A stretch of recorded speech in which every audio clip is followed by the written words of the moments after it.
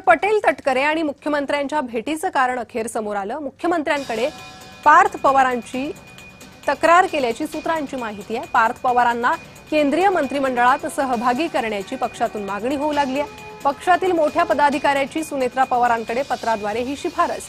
पत्रानंतर पटेल तटकरेंनी मुख्यमंत्र्यांची भेट घेतली अशी माहिती सूत्रांनी दिली।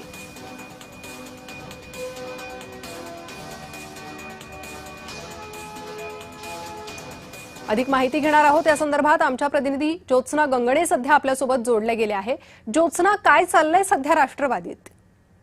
अगदी बरोबर आहे। आपण राष्ट्रवादीमध्ये बघतोय की पक्षांतर्गत प्रफुल्ल पटेल आणि सुनील तटकरे एका बाजूला आणि पवार कुटुंबीय एका बाजूला अशा प्रकारचा एक वाद, अंतर्गत वाद अजित पवार यांच्या निधनानंतर जो सुरू आहे तो अद्याप सुरूच असल्याचं या ठिकाणी पाहायला मिळतंय। याचं कारण असं की जे राष्ट्रवादीचे एक मोठे पदाधिकारी आहेत, पक्षाचे उपप्रदेशाध्यक्ष आहेत, त्यांनी एक पत्र जे आहे ते सुनेत्रा पवार ज्या पक्षाच्या प्रमुख आहेत त्यांना दिलं होतं। उदयकुमार निंबाजी आहेर असं या उपाध्यक्षांचं नाव आहे, ज्यांनी सुनेत्रा पवार यांच्याकडे पत्र लिहून पार्थ पवार यांना केंद्रीय मंत्रिमंडळामध्ये सहभागी करण्यात यावं अशा प्रकारचं शिफारस पत्र दिलं होतं।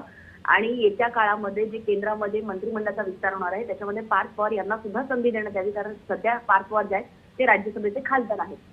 या पत्रानंतर जे आहे ते पक्षांतर्गत नाराजी आणखीन वाढली, कारण दिल्लीमध्ये प्रफुल्ल पटेल आणि सुनील तटकरे हे सुद्धा केंद्रीय मंत्रिमंडळामध्ये आपल्याला मंत्रिपद मिळू शकतं अशा प्रकारची आशा बाळगून असताना पक्षातनं एक लेटर जे आहे ते पक्षाध्यक्ष सुनेत्रा पवार यांच्याकडे जातं आणि पार्थ पवार यांची केंद्रीय मंत्रिमंडळामध्ये वर्णी लागावी अशा प्रकारचं पक्षामध्ये दोन मतं पडतात। एका बाजूला प्रफुल्ल पटेल किंवा सुनील तटकरे यांना केंद्रीय मंत्रिमंडळामध्ये सहभागी करण्यात यावं की पार्थ पवारांना। ज्योत्सना, माफ करा, मी तुम्हाला थोडंसं थांबवते। ज्यांनी शिफारस केली होती ते उदय कुमार अहिर आपल्यासोबत सध्या जोडले गेले आहे।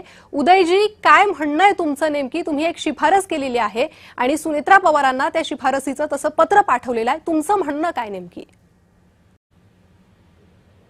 नाही, सगळ्यात महत्वाची गोष्ट ही आहे की हे पत्र मी 13 तारखेला वहिनींना दिलं होतं आणि ते पत्र आपल्या सगळ्या चॅनलच्या लोकांपर्यंत पोहोचलं तसं माझ्यासाठी खूप महत्वाचा प्रश्न आहे।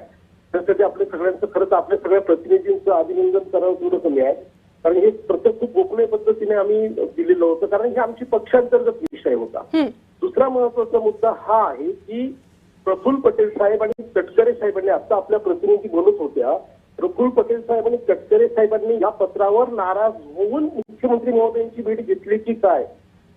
पण आपण असं अर्थ लावण्यापेक्षा आपण असा सरळ आणि पॉझिटिव्ह अर्थ लावायला पाहिजे की या पत्राची मागणी घेऊनच कदाचित पटेल साहेब आणि तटकरे साहेब गेले असतील की हे पत्र आहे किंवा आणि ही मागणी बरोबर आहे, कदाचित त्यांची मागणी तीच असणार आहे। त्याच्यामुळे आपण त्याचा निगेटिव्ह अर्थ घेऊ नये। मला असं वाटतं की राष्ट्रवादी काँग्रेस पक्ष अजितदादांच्या निधनाच्या नंतर देश पातळीवर वाढवण्याची जबाबदारी तुमची, आमच्या सगळ्यांची आहे। जशी जबाबदारी ही वहिनींची आहे तशी प्रत्येक कार्यकर्त्याची जबाबदारी आहे आणि ती जबाबदारी पार पडत असताना त्याच्यामध्ये उपाय काय काय आहेत हे सुचवण्याचं काम मी त्या पत्राच्या माध्यमातून केलेलं आहे। आणि त्यापैकी एक उपाय म्हणजे पार्थदादा पवार यांना केंद्रीय मंत्रिमंडळात कॅबिनेट मंत्रीपद द्यावं, हा त्यातला एक उपाय आहे। बरं, मात्र उदय कुमारजी, आधी पटेल आणि तटकरे मुख्यमंत्र्यांची भेट घेतात आणि त्यानंतर लगेचच पार्थ पवार मुख्यमंत्र्यांच्या भेटीला जातात। यावरून कुठेतरी ज्या चर्चा सध्या माध्यमांमध्ये सुरू आहे की तक्रार केली गेली, त्या चर्चांना बळ मिळतंय की नाही असं मला वाटत नाही। कारण कसं आहे की जसं तटकरे साहेबांनी कालच पत्रकार परिषदेमध्ये अगदी स्पष्टपणे, प्रांजळपणाने त्यांनी सांगितलं, तेच त्यांनी आदरणीय वहिनींना देखील सांगितल्याचं त्यांनी बोलले पत्रकार परिषदेत की ते जे गेले होते ते त्यांच्या काही कामांच्या निमित्ताने, विकास कामांच्या निमित्ताने मुख्यमंत्री महोदयांना, ते खासदार आहेत, पटेल साहेब खासदार आहेत, त्यामुळे ते खासदार ते कामं असतात, त्या कामांसाठी ते भेटायला गेले होते।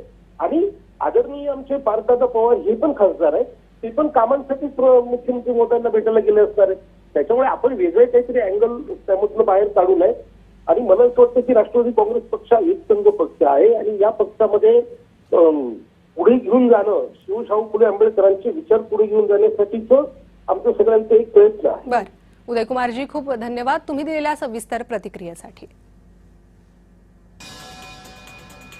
तर या पत्रात नेमकं काय म्हटलंय नजर टाकूयात।